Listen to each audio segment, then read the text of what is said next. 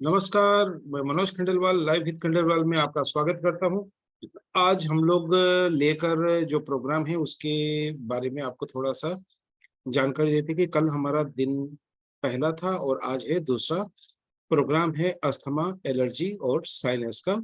Doctor Rajiv Bhatt ji आपको आज संबोधित करेंगे। कल के पार्ट का आज विस्तार होगा और कल की चीजें जो आपको पॉइंट में बताई गई थी, आज उसको थोड़ा सा और डिटेल बताएंगे। थोड़ा सा एक्सरे वगैरह पे भी करेंगे और बातें करेंगे कि अस्थमा के पेशेंट को देखने की जो शुरुआत होती है ना, उसके लिए कुछ अहम बातें जाननी बड़ी जरूरी होती है, सब्जेक्ट को समझने के लिए जरूरी होती है। तो कल का विस्तार जो है वो मान लीजिए आज पार्ट 2 होने जा रहा है। कल पार्ट 1 था, उसी का आज पार्ट 2 है। तो आज डे 2 में अस्थमा, एलर्जी, साइनस के प्रोग्राम में आप सबका स्वागत है। और डॉक्टर राजीव भट्ट जी अब आगे का प्रोग्राम करेंगे। राजीव भट्ट जी। सभी को मेरा नमस्कार। जो आज हम कल थोड़ा सा कुछ टेक्निकल ग्लिचेस हो गए थे, उसको दूर करके के और आज उसी का हम विस्तार करेंगे जो हमने कल किया था। कल हमने एक ओवरव्यू लिया था रेस्पिरेटरी ट्रैक्ट का, तो उसी से हम शुरुआत करते हैं। और बगैर समय वेस्ट न करते हुए मैं अपनी स्क्रीन शेयर करता हूं पावर पॉइंट की।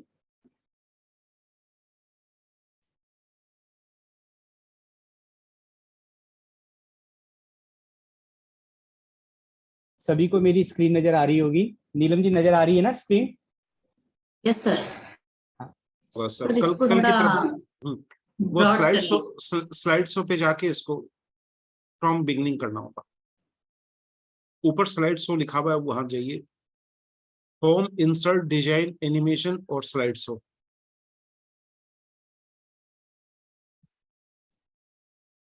उसको क्लिक करेंगे तो उधर ऑप्शन आएगा स्टार्ट फ्रॉम बिगनिंग, वहां से चालू करना।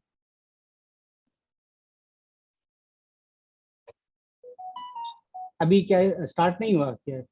नहीं, स्टार्ट हो गया लेकिन वो छोटे रूप में आ रहा है। हम इसको पूरी स्क्रीन पे लेना चाहिए। नीलम ले लो रिकॉर्डिंग, बोलिए सर।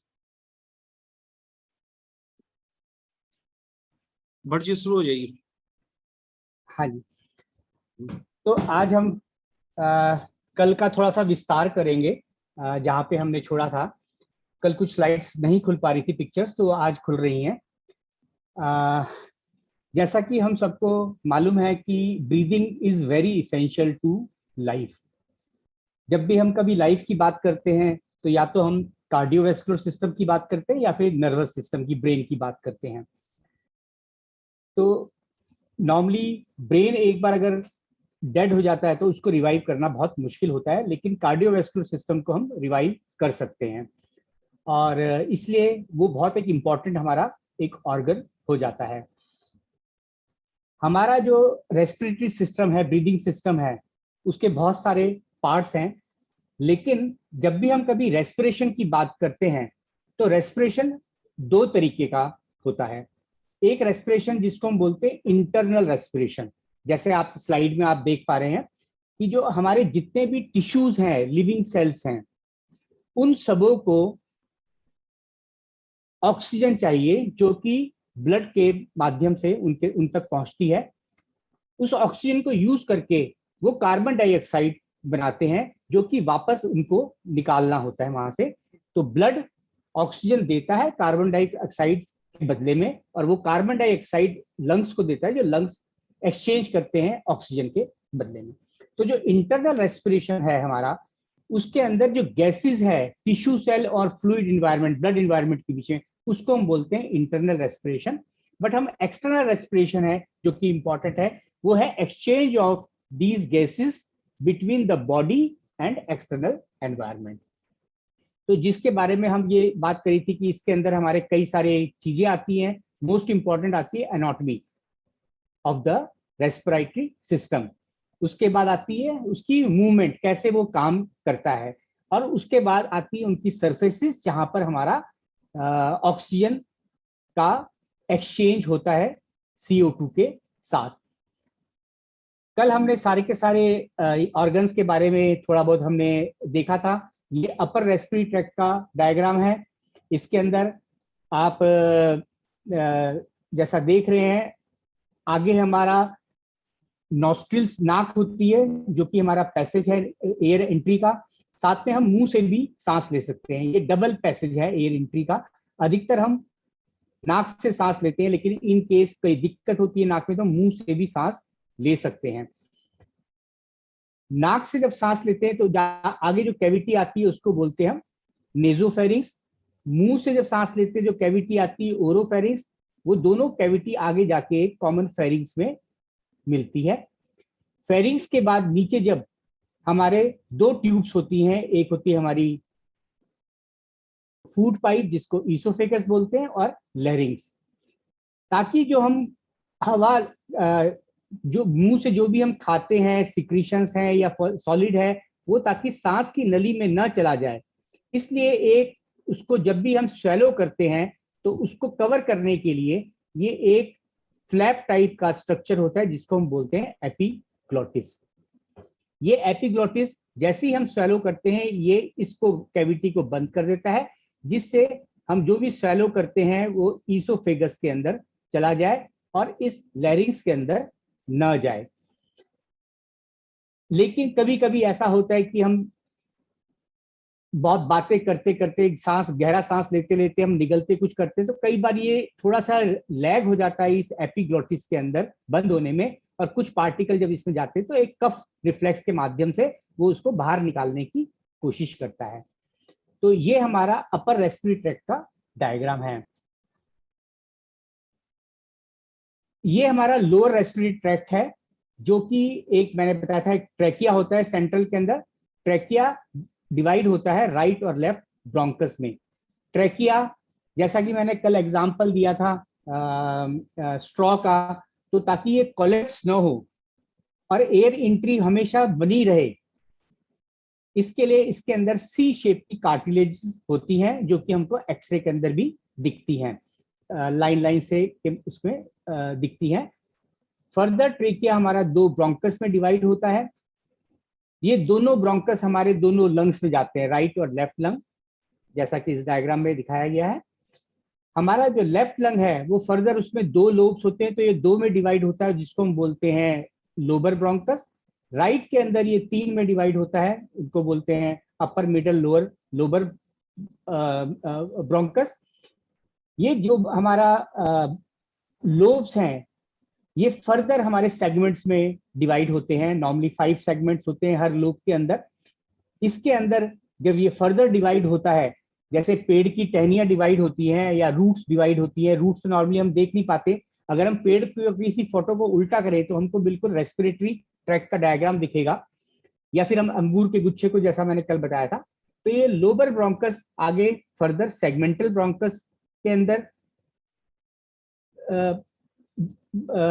बदल जाते हैं, डिवाइड हो जाते हैं। जैसे जैसे ये डिवाइड होते हैं इनकी वॉल की थिकनेस कम होती जाती है, कार्टिलेज का पोर्शन कम होता जाता है। अल्टीमेटली ब्रोंकस के बाद ये छोटे छोटे ब्रोंक्यूल्स, जो कि स्मॉल, मीडियम या टर्मिनल ब्रोंक्यूल के अंदर डिवाइड होते हैं। सबसे लास्ट में जो टर्मिनल ब्रोंक्यूल है उसके बाद हमारा एक सैक होता है जिसको हम बोलते हैं एल्वियुलर सैक, यहाँ पर कि हमारा ऑक्सीजन का या गैस का एक्सचेंज होता है। तो ये हमारा स्ट्रक्चर है। इसके अंदर एक बात मैं बताता हूं कि इस जो हमारा रेस्पिरेटरी केज है, जब बोलते हैं हम चेस्ट है, ये चेस्ट का एक बाहर की कवरिंग होती है केज, रेस्पिरेटरी केज, जिसके अंदर रिब्स होती हैं, नीचे डायफ्राम होता है और ऊपर हमारा बोन्स होती हैं। रिब्स के ऊपर हमारी सर्वाइकल बोन्स दोनों तरफ की, वो उसको कवर करती हैं। तो ये रिब केज है। ये रिब केज हमारा एक्सपेंड और कंप्रेस होता है, जिसकी वजह से एयर एक्सचेंज होता है। इसका भी मैं आपको पहले ये दिखाता हूँ। ये लंग की सरफेसेस दिखाई हुई हैं। तो दोनों तरफ हमारे लंग्स हैं, लंग्स के बीच में सारी की सारी हमने ब्रोंकियल ट्री के बारे में डिस्कस किया था, क्योंकि जहां जहां पर ये एल्वियोलाई होगा वहां पर एयर एक्सचेंज, ब्लड भी पहुंचना चाहिए, तभी वो ब्लड में से CO2 लेगा और ऑक्सीजन को देगा उसको। तो लंग्स का जो एल्वियोलाई वो ऑक्सीजन ब्लड को देंगे और CO2 लेंगे। तो उसके लिए हमारी पल्मोनरी आर्टरी भी इसी ढंग से लंग्स के अंदर डिवाइड होती है। पल्मोनरी आर्टरी इम्प्योर ब्लड जो है, वीनस ब्लड जो है राइट वेंट्रिकल ऑफ हार्ट से लेकर के जाती है लंग्स में। लंग्स में वो ब्लड हमारा जब प्यूरिफाई हो जाता है, एयर एक्सचेंज हो जाता है, उसका CO2 निकल जाता है, उसमें ऑक्सीजन आ जाती है, तब वो पल्मोनरी वेन से वापस हार्ट को चला जाता है। वहां से हार्ट उसको पूरी बॉडी को पंप करता है। हमारी इस पूरी जो लंग्स हैं, जिसके अंदर ये हमारा आर्टेरियल सिस्टम है, हमारा ब्रोंकियल सिस्टम है, ये एक लेयर के अंदर बंद होता है। इस लेयर को हम बोलते हैं पैराइटल लेयर और प्लूरल लेयर। जो प्लूरा होता है उसकी 2 लेयर होती है, अंदर वाली लेयर को बोलते हैं विसरल लेयर और बाहर वाली को पैराइटल लेयर। इन दोनों के बीच में, ये दोनों के बीच में बहुत ज्यादा गैप नहीं होता, बहुत हल्का सा गैप होता है, और इस गैप के अंदर फ्लूइड होता है जिसको हम बोलते हैं प्लूरल फ्लूइड। ये बहुत कम क्वांटिटी में होता है, लेकिन वो सफिशिएंट होता है कि वो उसको लुब्रिकेट कर सके और स्मूथ मूवमेंट, एक्सपेंशन और रिट्रैक्शन की हो सके। कुछ कुछ कंडीशंस के अंदर इस बीच के जो गैप है, इसके अंदर फ्लूइड ज्यादा भर जाता है कुछ बीमारी में, जिसको हम इफ्यूजन बोलते हैं। तो वो उसके अंदर हमको एक्सरे जब करते हैं तो ये फ्लूइड दिखता है इनके बीच में।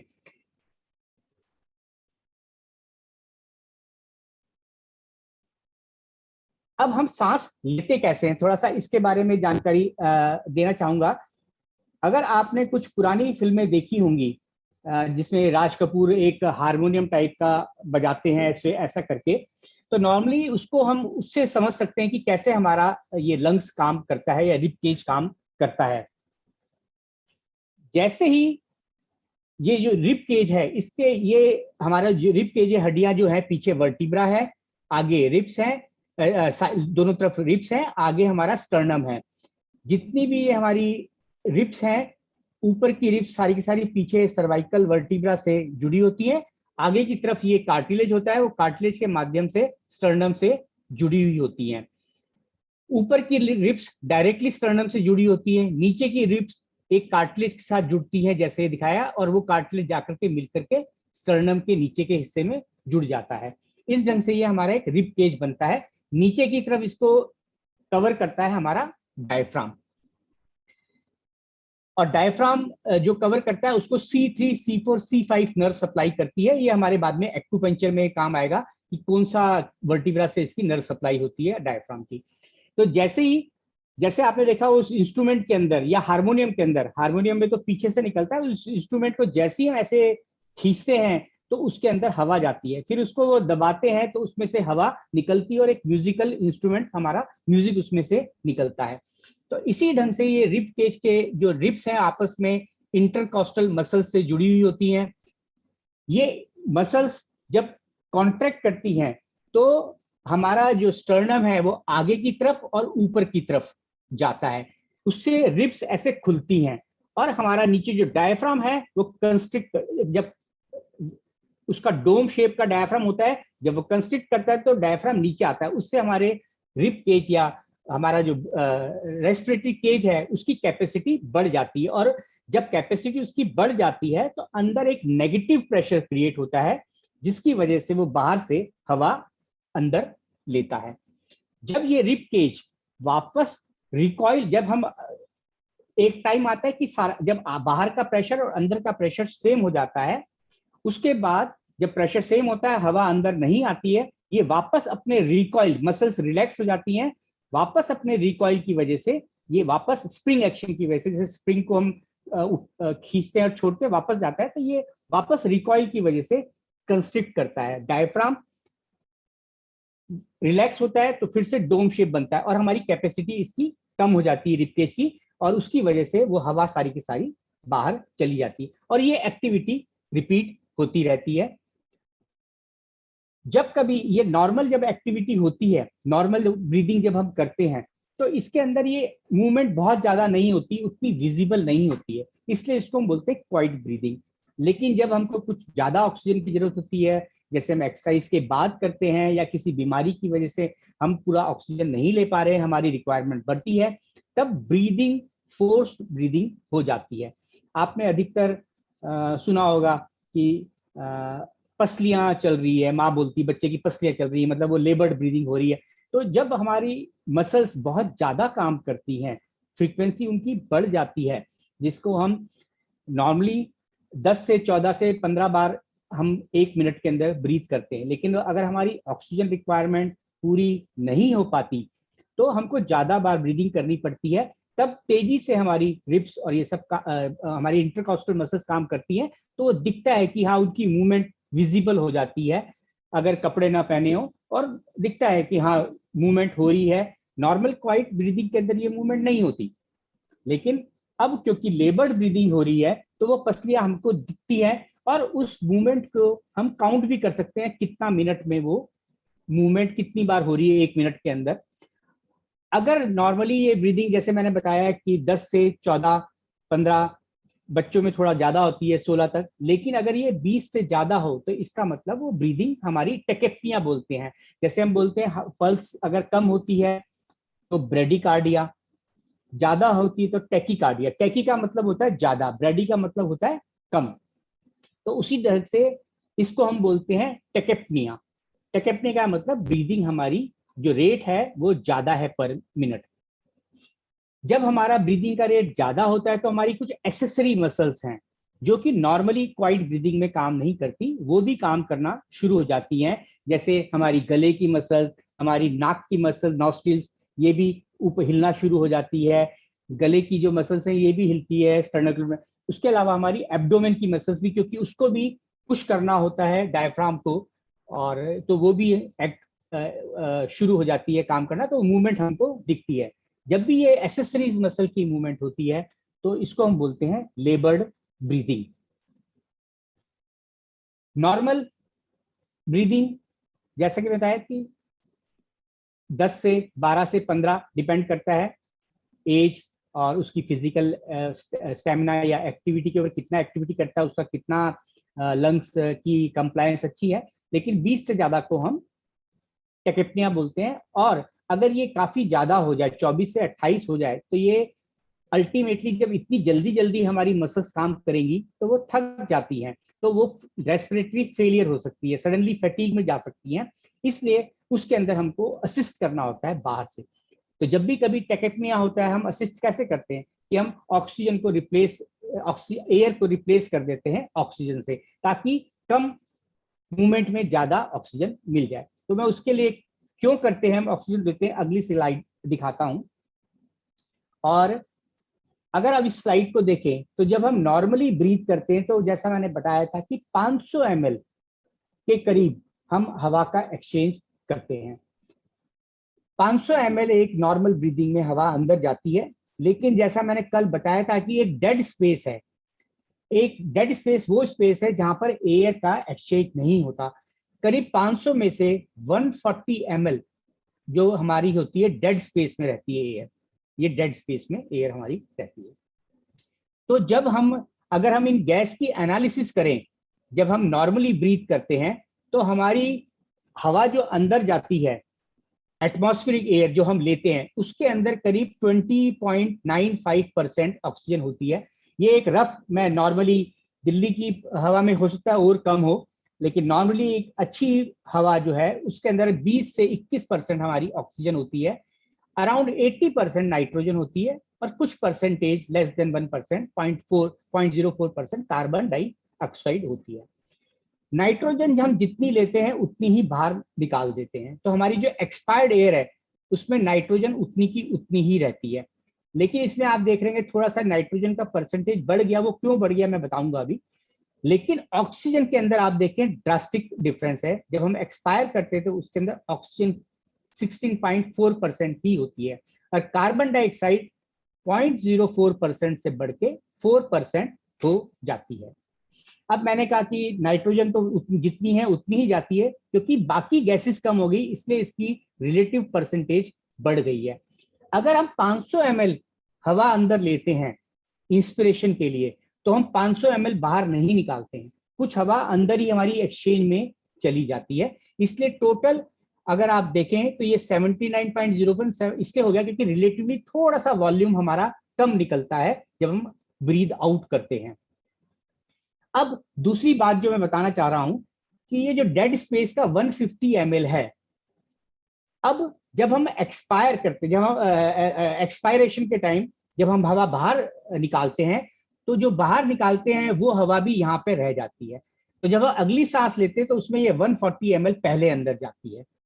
तो जो हमारी एक्सपायर्ड एयर है, जो हम एक्सपायर कर रहे हैं, निकाल रहे हैं, वो एयर अंदर जाती है। लेकिन उसके साथ क्योंकि अब अंदर हम 500 ml ले रहे हैं, तो 360 ml प्लस 140 ml ये अंदर जाती है। इस ढंग से वो हर हमारा जो डेड स्पेस वाली एयर है वो धीरे धीरे एक्सचेंज होती रहती है। लेकिन ये डेड स्पेस में बार बार इसलिए बोल रहा हूं कि ये नॉर्मल अगर हमारी रेस्पिरेशन है उसके अंदर इतना होता है, 140 ml and 360 ml out of 500 ml। लेकिन जब हम अपनी फुल कैपेसिटी से ब्रीथ करते हैं तो हमारी डेड स्पेस की एयर उतनी की उतनी ही रहती है। ये 360 ml जो है ये हम अपना बढ़ा सकते हैं और ये बढ़ाते हैं, तो तब हमारे को ज्यादा ऑक्सीजन उसकी वजह से हमारे को मिल जाती है। और जब हम लगातार डीप ब्रीदिंग करते हैं तो देखा है कि ऑलमोस्ट जो हमारी डेड स्पेस की एयर है, क्योंकि इतनी जल्दी जल्दी चेंज जाती है, उसका एयर कंपोजिशन ऑलमोस्ट एक्सपायर्ड, ये एयर दोनों एक्सपायर्ड एयर का कंपोजिशन और इसका कंपोजिशन ऑलमोस्ट सेम हो जाता है। तो जब हम डीप ब्रीथ करते हैं तो इसीलिए हमको ज्यादा ऑक्सीजन मिल जाती है। ये कल मैंने डायग्राम दिखाया था, इसके अंदर जैसे कि बताया था कि हमारी टाइडल वॉल्यूम है जो कि करीब 500 ml का होता है।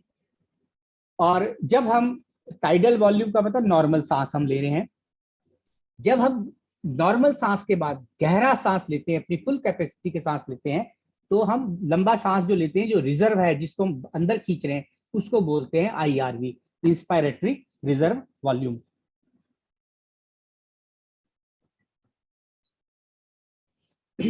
इसी ढंग से जब हम नॉर्मल सांस लेकर के गहरा सांस छोड़ते हैं उसको बोलते हैं एक्सपायरेटरी रिजर्व वॉल्यूम। और कुछ वॉल्यूम जो कि हमेशा लंग के अंदर रहता है, जिसको हम यूज नहीं कर पाते, उसको बोलते हैं रेजिडुअल वॉल्यूम। हमारी कुछ जो बीमारियां होती हैं उसके अंदर ये रेजिडुअल वॉल्यूम नॉर्मल इंडिविजुअल में कम होता है, लेकिन ये बढ़ जाता है और हमारी वाइटल कैपेसिटी कम हो जाती है। टोटल लंग कैपेसिटी हमारी इन सबको मिलाकर के होती है, vital capacity plus residual volume. अब मैं इसका सिग्निफिकेंस आगे बताता हूं कि जो टाइडल वॉल्यूम है, ये उनकी डेफिनेशन है, जो मैं वॉल्यूम आपको पीछे दिखाए थे, ये उसकी डेफिनेशंस हैं कि टाइडल वॉल्यूम का मतलब जो हम नॉर्मली हर सांस के साथ अंदर या बाहर अंदर लेते हैं, नॉर्मली हम अंदर लेते, क्योंकि मैंने बताया था कि जो हम बाहर छोड़ते हैं वो थोड़ा सा कम हो जाता है, तो जो हम अंदर लेते हैं। रिजर्व वॉल्यूम मैंने आपको बता दिया कि जो हम सांस लेकर के अगर एक्स्ट्रा सांस लेते हैं वो इंस्पायरेटरी, छोड़ते हैं वो एक्सपायरेटरी रिजर्व वॉल्यूम है।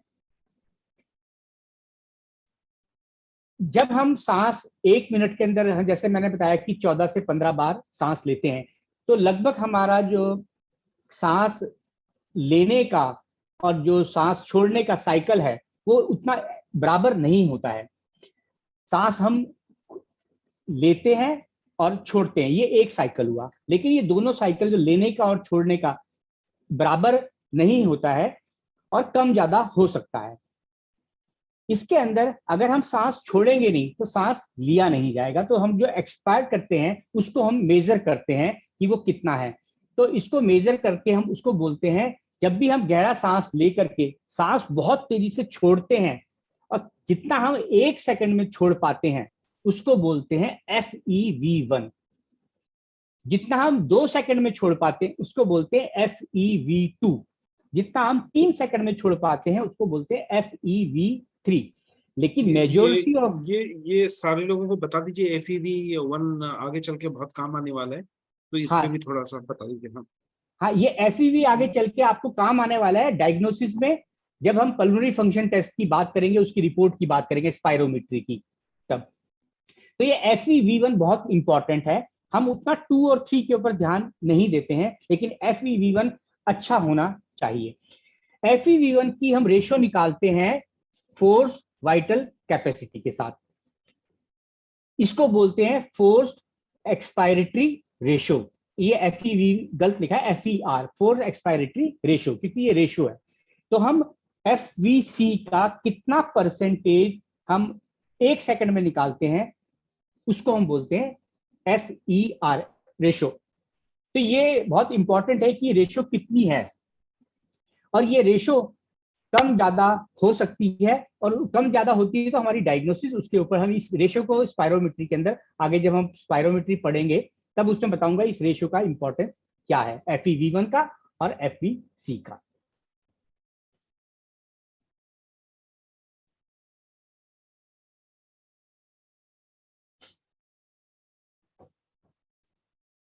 नाउ अब हम आ रहे हैं डिजीज के ऊपर। तो मैंने आपको जैसा कल बताया था, हम डिजीज जो लंग्स की डिजीज है कई तरीके से क्लासीफाई करते हैं। एक तो वो कहाँ पर है, जैसे rhinitis, sinusitis, bronchitis, pleural effusion, कि वो किस जगह की बीमारी है उस हिसाब से उसको हम करें। लेकिन अब यहाँ पे हम मेनली लंग की बात कर रहे हैं। जैसे राइनाइटिस नाक की बीमारी है। मैं थोड़ा सा इसमें, क्योंकि अब राइनाइटिस की बात हुई, आगे चल के हम राइनाइटिस के ट्रीटमेंट पे भी बात करेंगे, तो उसके अंदर मैं आपको थोड़ा बहुत एनाटॉमी ऑफ नोज भी एक्सप्लेन कर देता हूँ। थोड़ी देर के लिए मैं स्लाइड शेयर बंद करके, या अगर आप मेरी फोटो देख पा रहे हैं मेरी फोटो तो बिना स्लाइड बन की वापस आपको आउट होना होगा तब दिखाई देगा। नहीं तो ये काम करेंगे, ये स्लाइड पहले कंप्लीट कर लेते हैं, लास्ट में वो बता देंगे अच्छा नोज वाला। ठीक। हाँ हाँ।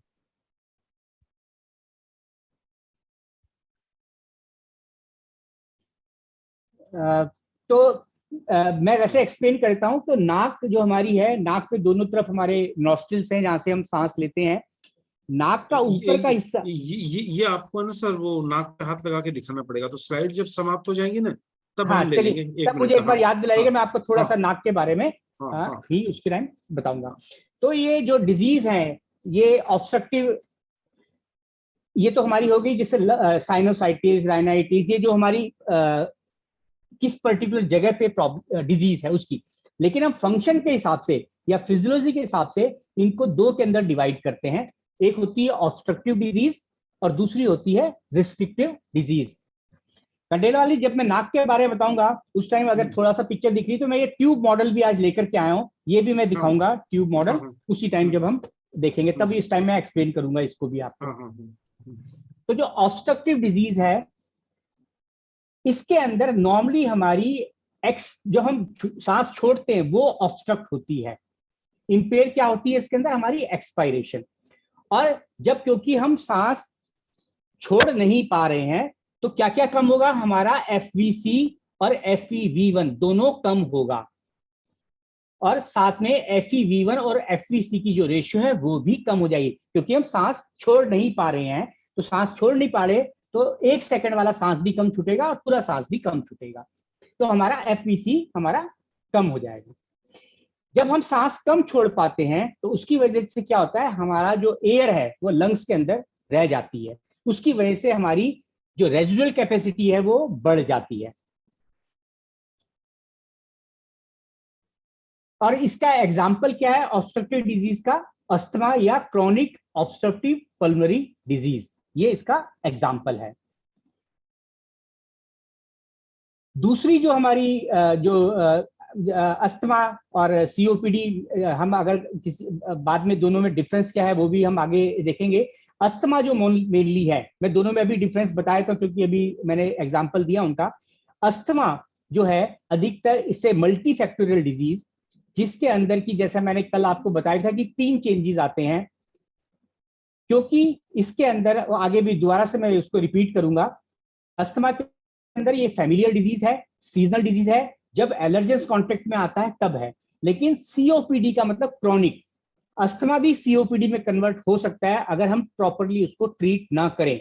अदरवाइज जो COPD है, क्रॉनिक ऑब्स्ट्रक्टिव पल्मोनरी डिजीज, इसके अंदर कोई ना कोई इरिटेंट है जो हमेशा रहता है। मोस्टली ये स्मोकर्स के अंदर होती है क्योंकि वो रेगुलर अपना पीते हैं, या फिर उनके अंदर होती है जो रेगुलरली पॉल्यूटेड एनवायरनमेंट के अंदर रहते हैं। ऑक्यूपेशनल डिजीज, जिनके जो फैक्ट्री में काम करते हैं वहां पे लगातार कुछ वो इनहेल कर रहे हैं, तो उसमें वो COPD उसको बोलते हैं। जब क्रॉनिक पेरिनियल एलर्जन उनके कांटेक्ट में रहता है और ब्रोंकाइटिस के परमानेंट चेंजेस रहते हैं। अस्थमा बीच बीच में आने वाले सालों में सर सीओपीडी को कहीं दिल्ली में रहने वालों पर भी लागू ना कर दिया जाए कि जो हाँ, दिल्ली में रहते हैं वो। हाँ दिल्ली एक गैस चैम्बर की तरह है, हाँ जो रह रहे हाँ। हैं धीरे धीरे उनको ये प्रॉब्लम होती जा रही है। हम्म, दूसरा, मैं नॉर्मली अगर आपने देखा है अस्थमा के ऊपर क्योंकि एक स्टिग्मा है, तो अगर आप देखें आजकल बड़े जो कॉर्पोरेट हॉस्पिटल्स हैं या डॉक्टर्स हैं वो अस्थमा टर्म यूज नहीं करते हैं। तो कहीं कहीं पे वो आजकल सीओपीडी भी यूज नहीं करते हैं और करते हैं सीओएडी, क्रॉनिक ऑब्स्ट्रक्टिव एयरवे डिजीज। तो ये टर्म भी आपको पता होना चाहिए कि कोई अलग टर्म नहीं है, कोई अलग बीमारी नहीं है, इसी का एक नया नाम है। जब हम रिस्ट्रिक्टिव डिजीज की बात करते हैं तो मैंने कहा जो लंग्स नॉर्मल हैं उनकी एक्सपेंशन नॉर्मल है, लेकिन ड्यू टू सम रीजन वो एक्सपेंड नहीं कर पा रहे हैं, या तो कोई उनको बाहर से रोक रहा है या कोई उनको अंदर से फैलने से रोक रहा है। तो रिस्ट्रिक्टिव डिजीज जो होती है उसके अंदर जो FEV1 और FVC का जो रेशो है ये नॉर्मल होता है या बढ़ जाता है, मोर देन 100% हो जाता है।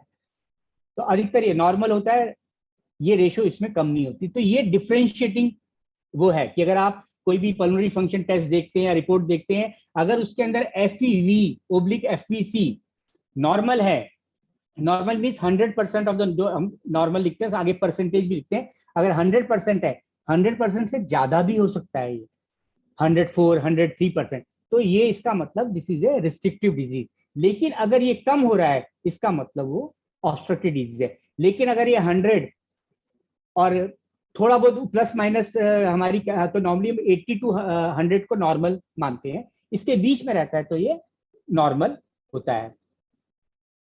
जो रिस्ट्रिक्टिव लंग डिजीज के एग्जांपल्स हैं वो मैंने कल बताए थे, जैसे इडियोपैथिक पल्मोनरी फाइब्रोसिस या फिर सार्कोइडोसिस, न्यूमोकोनियोसिस, ये सब इसके एग्जांपल हैं रिस्ट्रिक्टिव लंग डिजीज के।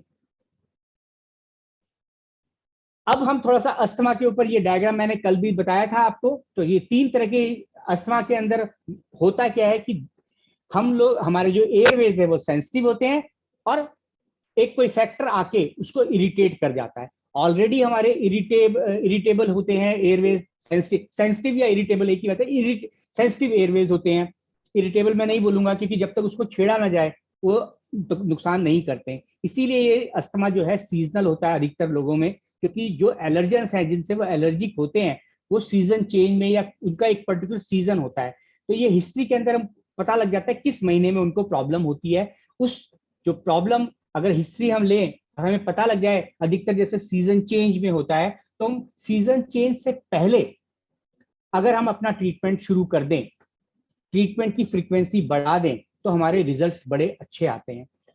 ये मैं आपको इसलिए बता रहा हूं, अगर आप एक्यूट अटैक के अंदर पेशेंट का एक्यूपंक्चर करेंगे या उसका ट्रीटमेंट करेंगे उसको उतना फर्क नहीं पड़ेगा।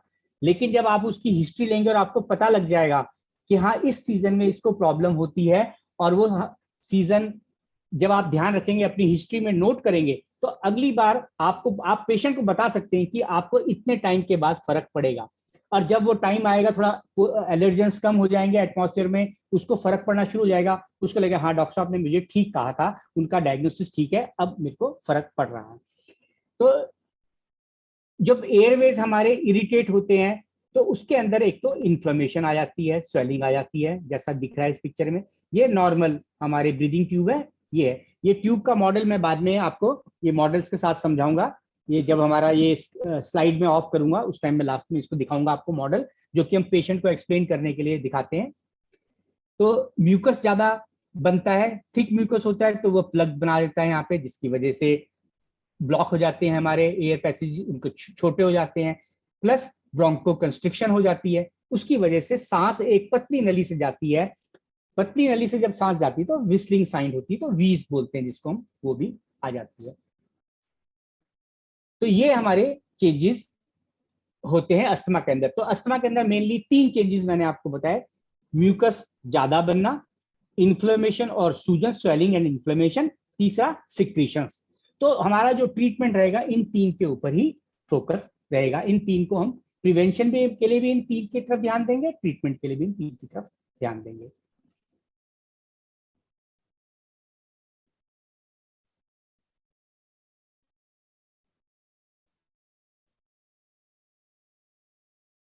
अगर हम सिम्टम्स की बात करें कि अस्थमा के अंदर हमारे को क्या क्या सिम्टम्स आते हैं, तो सबसे मोस्ट इंपॉर्टेंट सिम्टम्स होता है ड्राई कफ। इनिशियली जब हमारी बिगनिंग है अस्थमा का, हल्का सा अटैक है, तब ड्राई कफ होता है। धीरे धीरे ये ड्राई कफ वेट कफ में कन्वर्ट हो जाता है जब सिक्रीशंस बढ़ने शुरू हो जाते हैं। अधिकतर ये नाइट जो ड्राई कफ है हमारा, ये ड्राई कफ हमारे को बच्चों के अंदर खास तौर पे रात की जो कफ होती है वो अस्थमा की वजह से होती है। तो जब भी कभी इस ढंग की हिस्ट्री देते हैं पेशेंट, रात को क्योंकि पेशेंट लेटता है, जैसे ही पेशेंट लेटता है उसकी लंग कैपेसिटी कम हो जाती है। जब हम एक्टिव होते हैं तो ग्रेविटी काम कर, जब एक्टिव होते हैं, खड़े होते हैं, तो ग्रेविटी काम करती है। तो ग्रेविटी की वजह से हमारी लंग की कैपेसिटी बढ़ जाती है, क्योंकि ग्रेविटी हमारे ऑर्गन्स को नीचे की तरफ पुश कर देती है, लंग्स को फैलने के लिए जगह मिल जाती है, डायफ्राम खुल करके एक्ट करता है। लेकिन जब हम लेटते हैं तो हमारा एब्डोमेन ग्रेविटी क्योंकि नलीफाई हो जाती है, एब्डोमेन का जो ऑर्गन्स है खाना खाने के बाद वैसे फूले होते हैं, वो हमारे डायफ्राम को पुश करते हैं, उसकी वजह से ये हमारा प्रेसिपिटेट होता है। तो अधिकतर बच्चे, खास तौर पे बच्चों में, क्योंकि बच्चे एब्डोमेन को ज्यादा यूज करते हैं ब्रीदिंग के टाइम, एब्डोमेन मसल्स को, उनके अंदर ये ड्राई कफ होती है। दूसरा जो इंपॉर्टेंट सिम्टम है वो है वीजिंग। जैसे कि मैंने बताया कि क्योंकि नलियां छोटी हो जाती हैं, जब उसके बीच में से हवा जाती है तो विस्लिंग साउंड होती है।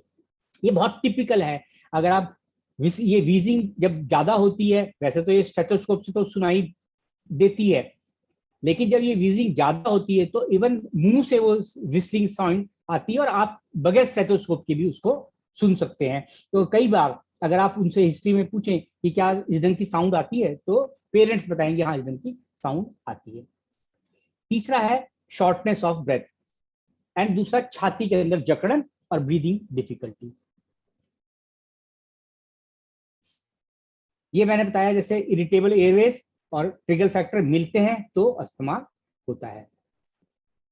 अस्थमा के जो रिस्क फैक्टर्स हैं वो हमको हिस्ट्री के अंदर पता लगते हैं और ये हमको डायग्नोसिस में मदद करते हैं। हम उसके बाद उनके बाकी मेंबर्स को भी कह सकते हैं। नॉर्मली अस्थमा सभी में एक जैसे जो बच्चे हैं, क्योंकि उनकी थोड़ी फिजिकल एक्टिविटी होती है, हो सकता है उस टाइम उनको प्रॉब्लम नहीं हो, कभी कभार प्रॉब्लम हो, लेकिन जब आप उनकी फैमिली हिस्ट्री लेंगे, उनको फैमिली में बताएंगे कि फैमिली में हो सकती है, तो बाकी लोग जो मेंबर्स हैं वो भी ट्रीटमेंट के लिए आपके पेशेंट बन सकते हैं। आप उनको बताएं कि ये क्योंकि फैमिलियर है, अगर आपके घर में बाकियों को भी अगर खांसी की प्रॉब्लम है तो टाइमली ट्रीट कराएं, तो अभी डैमेज ज्यादा नहीं होगा। अदरवाइज ये अस्थमा अगर अनट्रीटेड है तो ये परमानेंट डैमेज कर सकता है, और ये क्रॉनिक, जब तक अस्थमा है ये रिवर्सिबल है। उसके बाद अस्थमा क्रॉनिक ब्रोंकाइटिस और उसके बाद एम्फाइसीमा में कन्वर्ट हो सकता है, जो वो इरिवर्सिबल चेंजेस हैं। तो फैमिली हिस्ट्री आपको मिलेगी। दूसरा, बाकी जगह एलर्जी की हिस्ट्री, स्किन एलर्जी या कहीं पे भी कुछ कपड़े से एलर्जी है, कुछ खाते हैं उसकी, वो एलर्जीज अगर किसी के अंदर हैं, कोई कहता है कि मेरे को मटर से एलर्जी है या दूध से एलर्जी है या अंडे से एलर्जी है, तो चांसेस हैं कि उसको जो कफ है वो अस्थमा की वजह से है। दूसरा, वो अगर इस ढंग का हिस्ट्री देता है कि वो जहाँ काम करता है वहाँ पे कुछ एनवायरनमेंट चेंज हो रहा है, कुछ फ्यूम्स निकलते हैं या डस्टी है, या वो प्लांट्स के साथ काफी डील करता है तो वहाँ पे फंगल या स्पोर्स हैं, या डस्टी या फिर एनिमल डेंडर्स वगैरह है कि वही किसी पोल्ट्री फार्म में काम करता है, तो वो एनवायरमेंटल अगर ट्रिगर्स उसके की हिस्ट्री देता है तो ये अस्थमा के फेवर में जाती है। कल जो मैंने बताया था कि ये हमारे बहुत एक लिस्ट है जो कि प्रेसिपिटेट करते हैं अस्थमा, इनको हम बोलते हैं अस्थमा ट्रिगर। ये अस्थमा ट्रिगर आप जितनी बार हिस्ट्री लेंगे वो आपको पता लगेंगे, उनको नोट करते जाएं, और ये प्रिवेंशन के लिए आप उनकी काउंसलिंग पेशेंट की कर सकते हैं कि इनसे कैसे बचना है या कैसे इसको अवॉइड करना है। जैसा कि कल मैंने एग्जांपल दिया था रिफ्लक्स डिजीज का, GERD, गैस्ट्रोइसोफेजियल रिफ्लक्स डिजीज, अगर इसको हम साथ में ट्रीट करें तो हमारे अस्थमा के पेशेंट में जल्दी असर आता है। तो जब भी आप कभी एक्यूपंक्चर करें तो अस्थमा के साथ आप उसकी एसिडिटी का भी एक्यूपंक्चर करें। जब आप उसकी एसिडिटी को ठीक करेंगे तो अस्थमा का रिजल्ट आपके बेटर आएंगे। इसी ढंग से जब आप हिस्ट्री लेते हैं तो आप उसके इमोशनल कितना, अगर वो लगता है आपकी पेशेंट बहुत ज्यादा इमोशनल है, क्योंकि जब आप उससे बातें करेंगे वो बताएगा, बीच में थोड़ा सा इमोशनल हो जाएगा, रोएगा, या फिर बाकी शेयर करेगा आपसे। डॉक्टर जब हिस्ट्री लेता है तो पेशेंट काफी कंफर्टेबल फील करता है, एक कम्युनिकेशन डॉक्टर एक पेशेंट के बीच में बन जाता है। तो जब तो आप उसको इमोशंस को भी एक्यूपंक्चर से उसके इमोशंस को भी ट्रीट करेंगे तो आपके रिजल्ट्स अच्छे आएंगे। इसी ढंग से आप कोल्ड एंड फ्लू के बारे में उनको थोड़ा सा काउंसलिंग साथ में करेंगे, कैसे उनको क्या क्या चीज अवॉइड करनी है। इसके लिए बाद में आपको लीफलेट वगैरह दूंगा जो कि आप पेशेंट के साथ शेयर कर सकते हैं। ये भी मैं आपको ये एक डायग्राम है जो कल नहीं खुल पाया था, ये मैंने दिखाया है कि कौन कौन से हम किस ढंग से उनको क्लासीफाई करते हैं एलर्जेंस को। तो कुछ सबसे पहले कुछ मेन एलर्जेंस होते हैं जिनको बोलते हैं इन्फेक्शन। जो भी हमारा फ्लू वायरल या बैक्टीरियल इन्फेक्शन, अधिकतर वायरल इन्फेक्शन है जो कि प्रेसिपिटेट करते हैं, जिसको हम कॉमन कोल्ड या फ्लू बोलते हैं, वो प्रेसिपिटेट करते हैं। सबसे पहले इनकी वजह से साइनोसाइटिस और राइनाइटिस और ब्रोंकाइटिस, तीनों चीजें एक साथ भी हो सकती है, अलग अलग भी हो सकती हैं। साइनोसाइटिस का मतलब हमारे साइनसिस के अंदर इन्फ्लेमेशन, तो हेडेक और एक नजला टाइप हेडेक की और लगेगा कि भारीपन यहाँ पे हो रहा है साइनसिस में, वो कंप्लेन करेगा। रनिंग नोज कंप्लेन करेगा, बार बार उसको नाक साफ करनी पड़ रही है, निकल रहा है।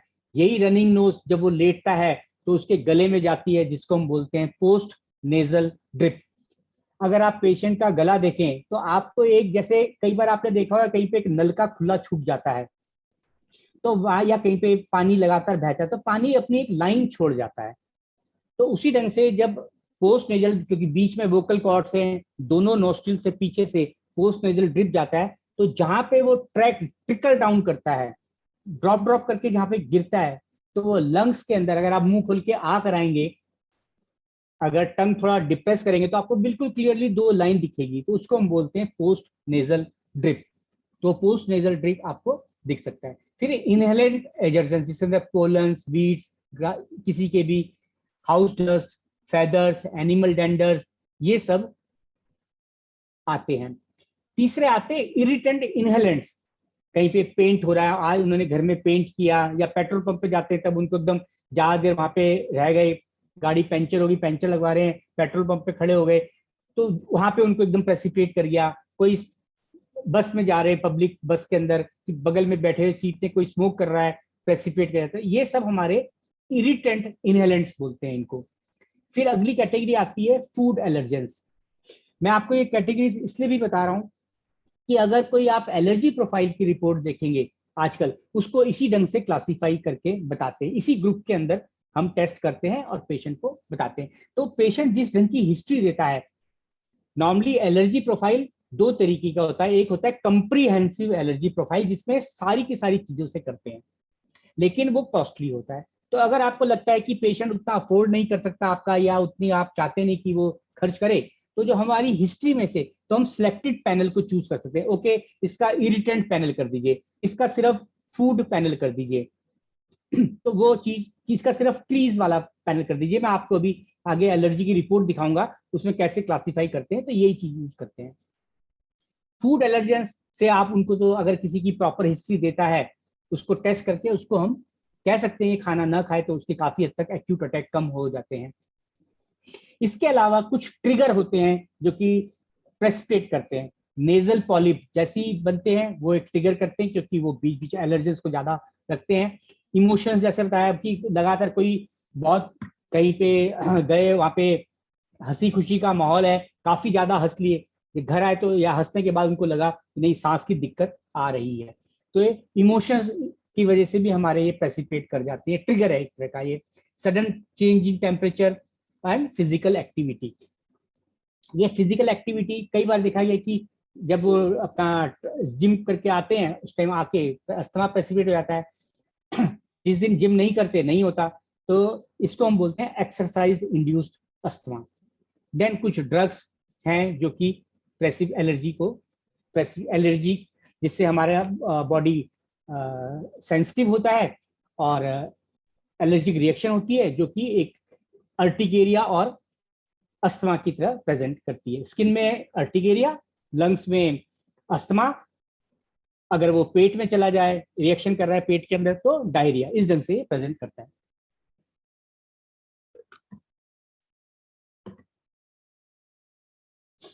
ये चार्ट आपको मैं बाद में नीलम जी को दे दूंगा मैं।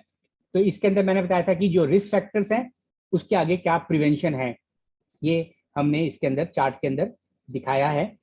तो अगर आप देखें तो फॉर एग्जांपल अगर हम यहाँ पे देखें नीचे, कुछ जिन लोगों को माइस, रैट या कॉकरोच से एलर्जी है, तो इनकी जो ड्रॉपिंग्स होती है, नॉर्मली चूहे का एलर्जी का मतलब नहीं है कि चूहे से एलर्जी है, चूहे की जो ड्रॉपिंग्स होती है वो प्रोटीनियस होती है और वो हवा के अंदर ड्राई होके हवा के अंदर फैल जाती है, उस चीज से हमको एलर्जी, चूहे से एलर्जी का मतलब चूहे की जो ड्रॉपिंग्स होती हैं।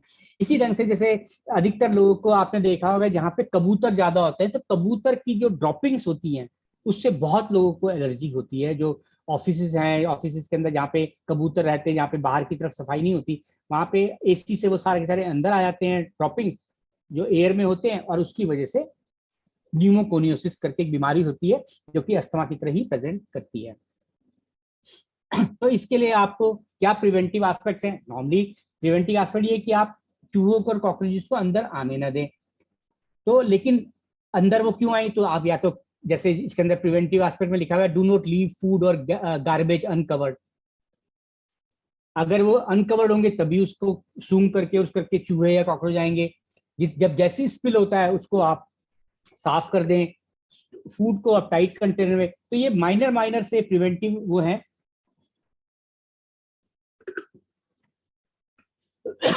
लेकिन ये काफी यूजफुल है। तो इनको हम अगर अपने पेशेंट्स को आप बताएंगे तो उनको लगेगा यस कि ये सिर्फ मेडिसिन नहीं, हमको बाकी प्रिवेंटिव एस्पेक्ट के बारे में भी बता रहे हैं। क्योंकि पेशेंट उतना सोचता नहीं है कि उसको नहीं पता कि मैं अब है उसको, लेकिन क्या करें उसके लिए ये उसको नहीं मालूम। तो ये चार्ट आप उस कंडीशन में यूज कर सकते हैं। मैं डिटेल में हर उसके नहीं जाऊंगा क्योंकि चार्ट में आपको दूंगा ही, तो आप पढ़ लेंगे। अगर आपकी कोई क्वेरी होगी तो क्वेश्चन आंसर के अंदर उसको हम दोबारा से ले सकते हैं।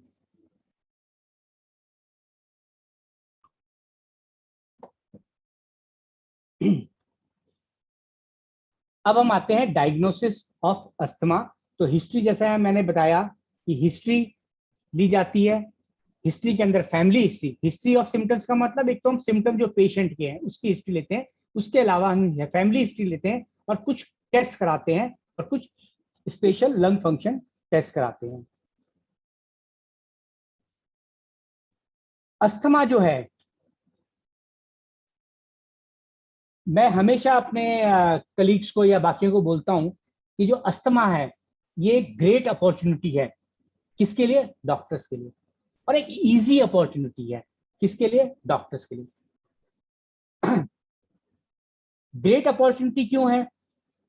क्योंकि इसकी प्रिविलेंस बहुत ज्यादा है और प्रिविलेंस बढ़ती रहेगी इसकी, क्योंकि पॉल्यूशन बढ़ रहा है, हम काफी इंडोर रहने लगे हैं। तो ये इसकी जब हम इंडोर रहते हैं तो हवा को जो हम रीसर्कुलेट कर रहे हैं, तो उसकी वजह से इसके प्रिविलेंस लगातार बढ़ता जा रहा है। और इजी अपॉर्चुनिटी क्यों है? अच्छा, ग्रेट अपॉर्चुनिटी और दूसरा क्यों है? क्योंकि इसका लंबा ट्रीटमेंट चलता है, फॉलोअप चलता है, प्लस आप फैमिली ट्रीटमेंट करते हैं, तो आपका एक पेशेंट से आपकी पूरी फैमिली पेशेंट बन जाती है। दूसरा इजी अपॉर्चुनिटी इसलिए है कि इसके अंदर एक तो डायग्नोसिस बहुत आसान है, ट्रीटमेंट बहुत आसान है और मल्टीपल ऑप्शंस है ट्रीटमेंट की, और वो कंबाइन की जा सकती हैं। तो इस वजह से इसकी एक ये इजी अपॉर्चुनिटी है। और अगर ढंग से ट्रीट किया जाए तो पेशेंट बिल्कुल अपनी नॉर्मल हेल्दी लाइफ जी सकता है और कोई कॉम्प्लिकेशन इसकी नहीं होती। अधिकतर मैं एग्जांपल भी देता हूं कि ये अगर आप ढंग से, लेकिन इसके अंदर रेगुलर फॉलोअप, रेगुलर ट्रीटमेंट की आवश्यकता है, जिसके ऊपर आपको स्ट्रेस देना है। पेशेंट ठीक हो जाए तो नहीं, उसको फिर भी आपके पास फॉलोअप के लिए आना है, खासतौर पे सीजन से पहले जब भी आप बताएं। अगर वो नहीं आ रहा तो उसको आपको बताना है कि नहीं आपको आना है। अधिकतर नॉर्मली लोग कहते हैं कि अस्थमा है, हम पार्टिसिपेट नहीं कर सकते, हम खेल नहीं सकते, या बच्चे नहीं खेल सकते, माँ बाप को ज्यादा चिंता होती है। नहीं, अगर आप देखें बहुत सारे ओलंपियंस हैं जो कि ओलंपिक्स में पार्टिसिपेट करते हैं, दे आर अस्थमेटिक। और जो हमारी ये ड्रग्स हैं, अस्थमा का जो ट्रीटमेंट है including steroid, they can be taken legally. इसके अंदर कोई बैन नहीं है। एथलीट्स भी उसको ले सकते हैं। ये डोपिंग के अंदर इसकी कोई इसकी कंट्राइंडिकेशन नहीं है।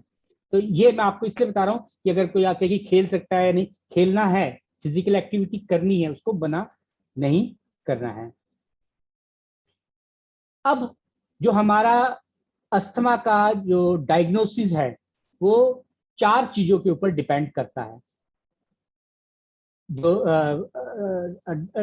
डायग्नोसिस नहीं, मतलब जो हमारी प्रैक्टिस है अस्थमा की, सक्सेसफुल अस्थमा प्रैक्टिस, वो 4 चीजों के ऊपर डिपेंड करती है। पहला हो गया हमारा डायग्नोसिस, दूसरा हो गया हमारा ट्रीटमेंट, तीसरा हो गया हमारा डिमॉन्स्ट्रेशन, जो हम डिमॉन्स्ट्रेट करते हैं।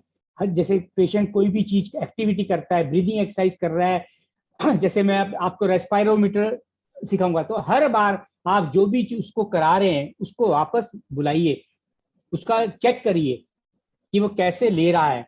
कई बार हमने देखा है कि पफ जैसे लेते हैं पेशेंट एक का कह रहा है कि मेरे को फर्क नहीं पड़ रहा। क्यों फर्क नहीं पड़ रहा? मैंने कहा पफ लेके दिखाओ। मेरे साथ तो खैर नहीं हुआ, लेकिन मेरे कलीग के साथ हुआ है। तो पफ उसने ऐसे जैसे परफ्यूम की तरह ऐसे छिड़क दिया, जबकि पफ लेने का तरीका अलग होता है। ठीक है, इसी तरह से कुछ हम नेबुलाइजर देते हैं तो उनको सही टेक्निक नहीं पता, जो ब्रीदिंग एक्सरसाइज होती है वो कैसे करनी है। उनको लगता है सिर्फ हमको सिर्फ बॉल उठा के फूंक मारनी है, नहीं, उसके अंदर आपको ब्रेथ होल्डिंग करनी होती है। तो ये मैं आपको जब वो बताएंगे कि कैसे उसको मैनेज करना है, तब उसको ये डिस्कस करेंगे। तो पहला चीज है डायग्नोसिस, दूसरा है ट्रीटमेंट, तीसरा है डिमॉन्स्ट्रेशन। एंड जो डिमॉन्स्ट्रेशन है आप उसको इतनी सिंपल करिए, चाहे आप ब्रीदिंग एक्सरसाइज का डिमॉन्स्ट्रेशन करें, ट्राइफ्लोमीटर का, अनुलोम विलोम का, प्राणायाम का, या कुछ हम जैसे एक्यूपंक्चर के अंदर हम कुछ पॉइंट्स बताते हैं कि जिससे कि आपकी एनर्जी लेवल बूस्ट करने के लिए, तो उनको आप डिमॉन्स्ट्रेशन को रीचेक करिए कि वो गलत तो नहीं कर रहे हैं। और उसके बाद डिमॉन्स्ट्रेशन के बाद फोर्थ स्टेप इज काउंसलिंग, कि अगर वो गलत कर रहे हैं तो आप उनको करेक्ट करिए और उनको दोबारा से उसको बताइए। तो ये 4 स्टेप है। फर्स्ट डायग्नोसिस बनाइए, आपका डायग्नोसिस बिल्कुल ठीक होना चाहिए, कंफ्यूजन नहीं होनी चाहिए। If you are confident, patient का अस्थमा ठीक हो जाएगा। आप उसको अस्थमा डायग्नोसिस करने के बाद उसको ट्रीटमेंट की आप ऑप्शंस देंगे। ट्रीटमेंट की ऑप्शन, पेशेंट अगर रोज रोज आपके पास नहीं आ पा रहा तो आप उसको दूसरी ऑप्शन दे सकते हैं कि हम कैटगट थेरेपी कर सकते हैं। पेशेंट अगर फीमेल है और उसको लगता है कि नहीं मैं चेस्ट में या जैसे वाले कुछ पॉइंट्स है बॉडी में नहीं करना चाहती, आप उसको ऑरिकुलर एक्यूपंक्चर, जो कान का एक्यूपंक्चर है, वो रिकमेंड कर सकते हैं। आप चाइनीज एक्यूपंक्चर रिकमेंड कर सकते हैं, आप सुजोक एक्यूपंक्चर रिकमेंड कर सकते हैं। तो जब आप उनको मल्टीपल ट्रीटमेंट ऑप्शंस बताएंगे, और ये ऑप्शंस को कंबाइंड भी किया जा सकता है, ऐसा नहीं कि नहीं। और दूसरी बात, जो ऑलरेडी उसका ट्रीटमेंट चल रहा है एलोपैथी का, उसको एकदम से बंद नहीं करेंगे। वो मैं आपको आगे बताऊंगा, जब मैं बताऊंगा कि एलोपैथी के अंदर क्या क्या चीजें यूज करते हैं, क्योंकि आपको वो भी जानकारी, पेशेंट ऑलरेडी क्या क्या ले रहा है, आपको पता होना चाहिए वो किस कैटेगरी की दवाइयां हैं और उसको कैसे हमको पेशेंट को काउंसलिंग करनी है कैसे। क्योंकि पेशेंट अगर किसी एलोपैथी डॉक्टर के पास चला गया आपके ट्रीटमेंट के बाद, तो वो उसको गुमराह कर सकते हैं अगर उनको एक्यूपंक्चर के बारे में नहीं पता। लेकिन जैसे मुझे एक्यूपंक्चर के बारे में पता है, मेरे बहुत सारे फ्रेंड्स हैं, तो मैं उनको बता सकता हूँ। हाँ, अगर आप मेरा लेटर हेड देखेंगे, मैं अगली बार आपको अपना बीच में कभी लेटर हेड भी दिखाऊंगा, क्योंकि मैं एलोपैथी डॉक्टर हूँ। तो लेकिन उस लेटर हेड के अंदर नीचे मैंने एक्यूपंक्चर एक्यूप्रेशर भी लिखा हुआ है, स्पेशली उसके अंदर वन टाइम एक्यूपंक्चर। अगर आप वेबसाइट भी देखेंगे मेरी, तो उसमें भी लिखा हुआ है, तो वो मैं रिकमेंड करता हूँ। तो ये काउंसलिंग, ये 4 जो स्टेप हैं ये कंप्लीट होने चाहिए। Complete diagnosis, correct diagnosis, diagnosis के बारे में वो हम आगे देखेंगे कैसे करनी है। Then correct treatment, multiple modality use करके जो पेशेंट को कंफर्टेबल लगे। तीसरा डिमॉन्स्ट्रेशन, जो भी वो कर रहा है उसको आप दोबारा से उसको डिमॉन्स्ट्रेट, एंड काउंसलिंग, अगर गलत टेक्निक है तो उसको काउंसलिंग करें।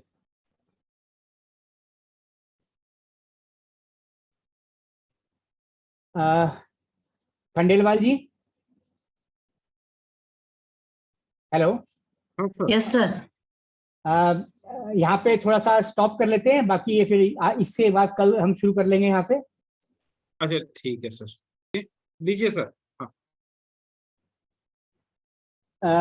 एक तो मैं बता रहा था आपको कि थोड़ा सा हमको बाहर का जो स्ट्रक्चर है वो भी पता होना चाहिए। ये जो हमारी नाक है, इसके जो ऊपर का पोर्शन है इसको हम बोलते हैं, ये जो हार्ड पोर्शन है ये होती है हमारी नेजल बोन, नाक की हड्डी। इसके नीचे होता है हमारा सॉफ्ट बोन, सॉफ्ट पोर्शन जो हिल रहा है, ये कार्टिलेज होता है। नॉर्मली जो हमारी हड्डी है और एक कार्टिलेज है ये बिल्कुल सेंटर में होता है, लेकिन थोड़ा बहुत डेविएशन हर आदमी के अंदर होता है, क्योंकि जब डिलीवरी होती है तब ये जो वेजाइनल डिलीवरी होती है तो उसमें ये दबती है और हल्की सी इसकी टेढ़ापन आ जाता है, लेकिन वो इतना इनसिग्निफिकेंट होता है हमें पता नहीं लगता। और ये जो सिजेरियन होते हैं उसके अंदर नहीं होता, लेकिन बाकी जो नॉर्मल डिलीवरी है, वेजाइनल डिलीवरी, उसके अंदर ये दबता है तो हल्का सा टेढ़ापन आता है। जिनके अंदर टेढ़ापन ज्यादा है उसको हम बोलते हैं डेविएटेड नेजल सेप्टम, डीएनएस।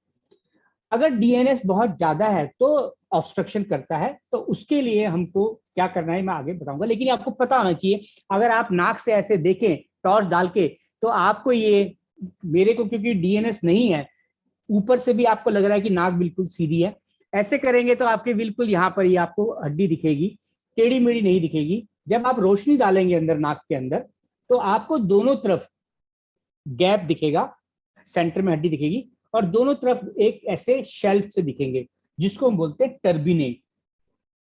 जब भी कभी एलर्जी होती है तो अगर आप टॉर्च डाल के देखेंगे तो आपके टर्बिने जो है ये लाल हो जाएंगे, कंजेशन होगा इसके अंदर, ठीक है, और इसके अंदर से सिक्रीशंस भी आपको दिखेंगे। जब वायरल इन्फेक्शन होगा तो आपको एक ड्रिप भी दिखेगा कि लिक्विड आ रहा है, बार बार उसको टिश्यू पेपर या हैंकी यूज करना पड़ेगा। तो ये आप थोड़ा सा जब भी कभी एग्जामिन करें तो पेशेंट का ये नाक, क्योंकि ये यहीं से शुरुआत होती है, इसको एग्जामिन करें। फिर जब आपने नाक और ये टर्बिनेट देख लिए उसके बाद आपने मुंह के अंदर टॉर्च डाली, तो मैंने बताया कि दोनों तरफ हमारी वोकल कॉर्ड्स होती हैं, तो आपको पोस्ट नेजल ड्रिप की लाइन दिखेगी। मैं कोशिश करूंगा अगली बार ये की फोटो खींच के आपको इसकी मैं आपको दिखाऊं कि कैसे दिखती है। मिलेगा तो मैं आपको दिखा दूंगा पोस्ट नेजल ड्रिप कैसे दिखता है जब टॉर्च की रोशनी। और जो लोग कैटगट वाले क्लास में आएंगे वहां पर प्रैक्टिकल भी इनको वहां पे प्रैक्टिकल भी, हाँ प्रैक्टिकल भी उनको दिखाया जाएगा। तीसरा क्या है कि एक और चीज है कि हमारी आंख है, आंख के जो आंसू है वो नाक के अंदर जाते हैं और वो जाते हैं, यहाँ पे एक छेद है छोटा सा, अगर आप ध्यान से किसी को देखें तो यहाँ पे पंक्टम है आंख के अंदर, यहाँ पर वो छेद आप देखेंगे पास में दिखेगा, वहां से एक नली जाती है जो कि यहाँ पे आके खुलती है, उसको बोलते हैं नेजो लैक्राइमल डक्ट, NLD। तो जब भी कभी हमारे ये होते हैं तो कुछ सिक्रीशंस की वजह से यहाँ से आंख की जो कंजक्टिवाइटिस और ये सब होती है एलर्जी की, उसको यहाँ पे हमको प्रेसिपिटेट करती है। तो आपको आंख के अंदर अगर आप डालेंगे तो आंख, रेडनेस ऑफ आई भी हमारे इसकी वजह से प्रेसिपिटेट कर सकती है। अगर आप ये सब चीजें पेशेंट को एक्सप्लेन करेंगे उनको लगेगा यस मेरा एक कंप्लीट टोटल ट्रीटमेंट हो रहा है। तो आपको ये आंख देखनी है, पंक्टम देखना है, नेजल नेक्लाइमल डक्ट यहाँ पे अगर इसमें ये ब्लॉक हो जाती है तो यहाँ पे स्वेलिंग आ जाती है। अधिकतर जो माँ है यहाँ पे फीमेल्स हैं जो कि मैरिड है, जिनके बच्चे हैं या दादियां हैं, उन्होंने देखा होगा कि बच्चे को कहती है जब बच्चा पैदा होता है कि इस ढंग से मसाज करो नहलाते टाइम हल्का सा तेल लगा के, ताकि वो डक खुली रहे और पेशेंट को, उससे पेशेंट के यहाँ पे डक खुली रहती है तो पेशेंट की आंखों में से पानी नहीं आता। जिनकी ये बंद हो जाती है वाटरिंग ऑफ आईज होता है। तो ये भी एक मसाज आप उनको सिखा सकते हैं ये देख करके कि आप नेज़ोनेक्लाइमल डक्ट कैसी होती है। तो जब भी आप एग्जामिन करें तो उनको पूरा आपको एग्जामिन करना है, वो हम प्रैक्टिकल क्लासेस में दिखाएंगे भी कैसे एग्जामिन करना है। उसके बाद मैं आपको बता रहा था ये कुछ मॉडल्स हैं जो मार्केट में मिलते हैं या आप घर पे भी बना सकते हैं, तो जिससे आप पेशेंट को एक्सप्लेन कर सकते हैं कि क्या उनकी प्रॉब्लम है। जब आप उनको एक्सप्लेन करेंगे तो उनको समझ में आएगा ये इसकी मेरी बीमारी क्या है और उसका ट्रीटमेंट कैसे करें। ये है नॉर्मल एयरवेज जैसे मैंने आपको दिखाया है। इसके अंदर ये बाहर की लेयर है, ये अंदर की लेयर है, बीच में होल है जिसके अंदर से हम सांस ले रहे हैं, सांस छोड़ रहे हैं, ठीक है। लेकिन जब इसके अंदर एलर्जेंस की वजह से इसके अंदर क्या हो गया, अब आप देखें इसके अंदर क्या है, दोनों डायमीटर सेम है, लेकिन अंदर का जो है इसके अंदर जो आपका ब्राउन और ब्लू पोर्शन है, ये ब्लू नॉर्मल है, इसको आप देखें। अब आप इसको देखें तो जो ब्राउन पोर्शन है इसका, ये इसका बढ़ गया है, ये स्वेलिंग की वजह से हो गया जब मैंने आपको बताया स्वेलिंग और इन्फ्लेमेशन की वजह से, उसकी वजह से क्या होगा, जब इसकी स्वेलिंग हो गई तो ब्रोंकस का साइज तो सेम है, लेकिन अंदर का जो साइज, ये जगह है, ये कम हो गई। लेकिन ये कम हुई है, बाहर से आप देखिए बिल्कुल ठीक एक जैसा दिख रहा है, नॉर्मल दिख रहा है, यहां से नॉर्मल दिख रहा है, लेकिन बीच का जो ये एयर स्पेस है, जो ब्रोंको कंस्ट्रिक्शन की वजह से हवा जाने की जो जगह वो कम होगी, लेकिन हवा फिर भी जा रही है, कम जा रही है, ठीक है। तो ये हुई फर्स्ट स्टेज। लेकिन जब इसका प्रॉपर ट्रीटमेंट न किया जाए, बीच बीच में ट्रीटमेंट करें, ऑफ एंड ऑन ट्रीटमेंट करें, बीच में ट्रीटमेंट छोड़ दें, तो ये फर्क आता है। ये फर्क क्या है, इसके अंदर देखिए कि आप अब अनइवन हो गई हमारे ब्रोंकल पैसेज, बीच बीच में से कंस्ट्रिक्शन हो गई। अगर इधर देखें तो यहाँ पे वैसे साइज थोड़ा ही कम हुआ है, लेकिन स्वेलिंग कितनी ज्यादा आ गई, इस सिक्रीशंस दिख रहे हैं आपको व्हाइट व्हाइट से, उसकी वजह से ब्लॉकेड हो गई पूरी। अब इसके अंदर से जब फूंक मारते हैं तो विस्लिंग नॉइस आती है, ये होता है वीजिंग, ये बात है। तो ये रीमॉडलिंग ऑफ एयरवेज बोलते हैं इसको। तो हमको रीमॉडलिंग ऑफ एयरवेज तक नहीं पहुंचने देना है, और इस स्टेज पर ही पेशेंट को बोलना है कि इस स्टेज पे ही आपको ट्रीटमेंट करना है, कंप्लीट ट्रीटमेंट करना है, ताकि आप वापस इस स्टेज पे आ सकें।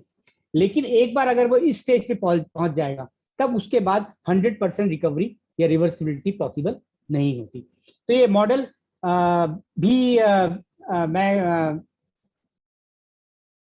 अगर आप इसको वैसे भी किसी भी चीज से बना सकते हैं, स्पंज के टुकड़े से आप घर पे ही बना सकते हैं, और ये कैसे बनाना है ये मैं किसी क्लास में बता भी दूंगा कि स्पंज के टुकड़े से मॉडल आप किस ढंग से बना सकते हैं, या फिर मार्केट में बने बनाए भी है, जो सर्जिकल शॉप्स हैं, ट्रेनिंग जहाँ पे मटेरियल मिलता है वहां पे ये मिल जाता है।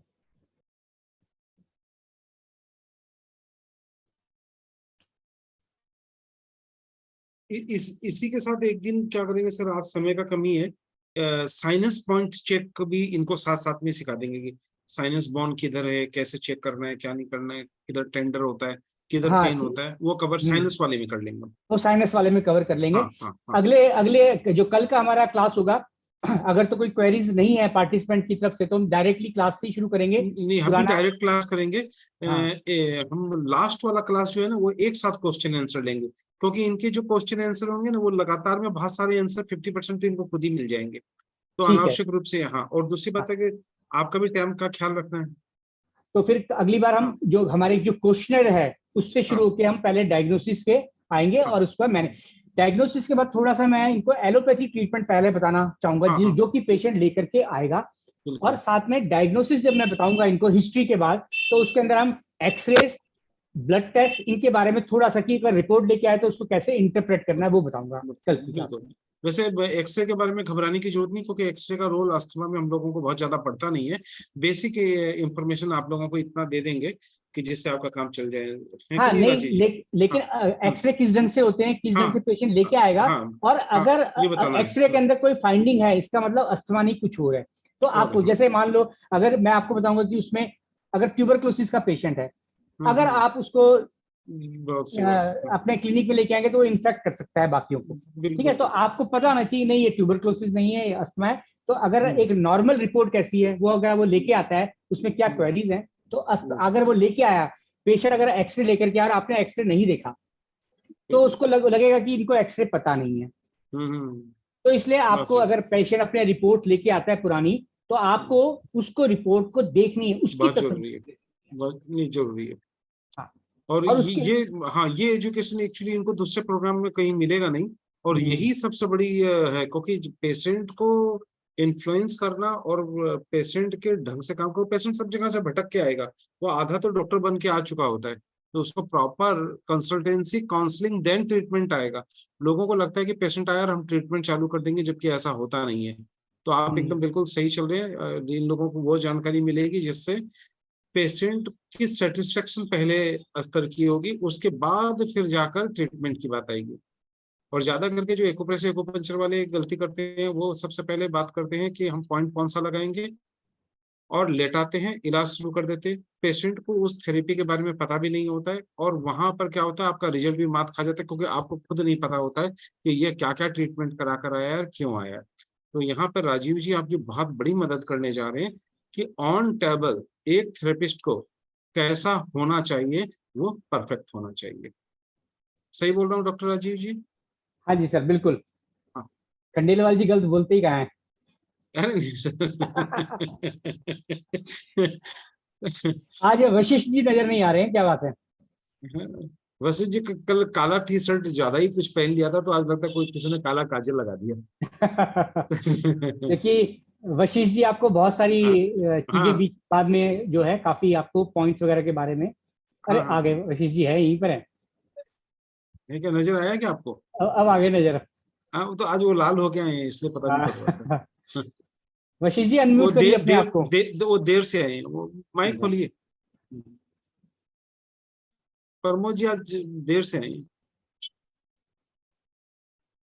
प्रमोद तो जी एक माइक काम, खोलिए अपना। हाँ, एक काम करते हैं, हम एक बार इस रिकॉर्डिंग को एक बार ऑफ कर लेते हैं हम्म। और फिर गुफ्तगू करते हैं। तो सभी लोगों को बस आज का इतना ही कहना है। इसके बाद का हिस्सा कल हम करेंगे और उसमें जानेंगे कि ऑन टेबल जब पेशेंट से आपकी पहली मुलाकात होगी, तो उसमें आज आपको जानकारी दे ही चुके हैं कि आपको सबसे पहले उसका चेकअप कैसे करना है। याद रखिएगा, यहाँ से खेल शुरू होता है।